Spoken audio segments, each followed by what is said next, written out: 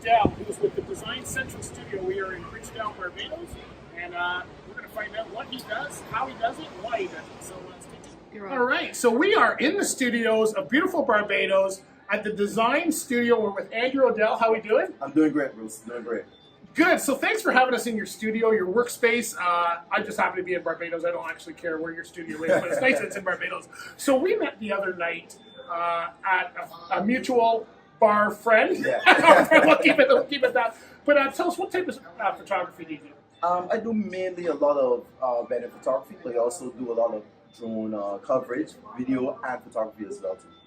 And you're doing everything here. You're doing passport photos, everything. You do everything, right? So how'd you get into the drone footage? The drone footage, I really got into it maybe about 3 years ago because in Barbados at the time, not much people were doing it. Right. And I saw it, you see it on YouTube and stuff, and I said, okay, you know what? I'm going to buy a drone.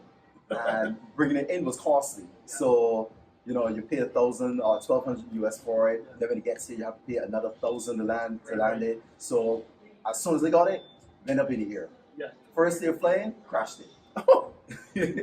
There's another 1,000. Yeah, there, but I kept going, kept practicing, drones, then got a bit better, technology got a bit better, so I had to keep upgrading all the time. Okay. So it's not a one-time purchase and you never look at it again. It's something that there's always upgrades and new equipment and that kind of thing. Yeah, definitely. Always upgrades. So the first one I had was pretty big and the camera wasn't really fantastic. So now, smaller one, fantastic camera, quiet as possible. You can fly it indoors, outdoors, during the ceremony in a church, whisper quiet. So things have come a long way. Wow. So now you would use that for what? Would you use that at a wedding, commercial? What kind of photography do you do with the drone? Yeah, with the drone I actually do I do some wedding coverage with it, video and photography wise.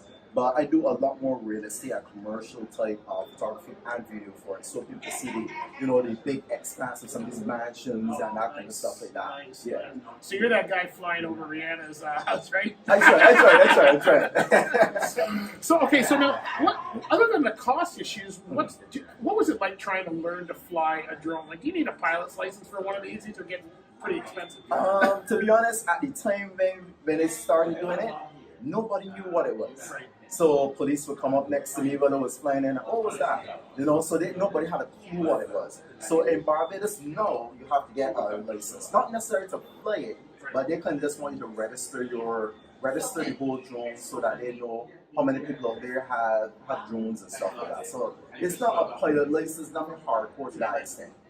Now, in Canada, we have restrictions, especially around airports. We heard recently of Gatwick being shut down by drones. So in Barbados, is it the same? We're not really close to the airport here, but you still have to look for that kind of thing? In Barbados, we kind of leave it up to the individuals to have enough common sense to know, okay, don't fly over the airport. But you still have those restrictions now still. And a lot of restrictions are actually built into the device itself. Okay. So if you're flying certain areas, they cap off at a certain altitude and whatnot. But in Barbados, we don't have a whole lot of hardcore restrictions. Like anybody can go and buy a drone, bring it in, or get somebody else to bring it in for them. But we try not to fly like in areas like St. Philip, that anywhere close to plane road coming in or anything like that, we would try not to fly all those areas. So tell me about that. You said you had an accident with your first drone. So tell me how that went down. Really quick. Literally, I opened it, right out of the box, set it up. My wife and I was at home, and I said, okay, we can fly this thing. And she was like, you sure? I think you should read the manual. And being a typical photographer, a typical man, I was like, I don't need a manual. Let's get this thing up. That's right. So let me send it up, and it was going good at first. And then, because that earlier drone, they didn't have the certain how to put it, certain tech in it, whereas it knows to come back home and stuff. So I flew it went, and then I was like, oh shoot, how do we get it to come back? And having it come back now, I actually crashed on top of my neighbor's house. Oh. And then my wife had to go and fetch it from off of her roof. Well, so would you say that the drone has changed your business as far as your photography business? Big time. So drone photography and the video have changed my business big time because a lot of people want to see how things look from higher up. Back in the day, you would have had to rent Beijing helicopters This should be a few $1,000s, and you know, for X amount of time to go on up and fly and get as much shots as you want. Whereas now, you could just zip it up in the air, and you can get as much. You could get like 20 minutes flying time.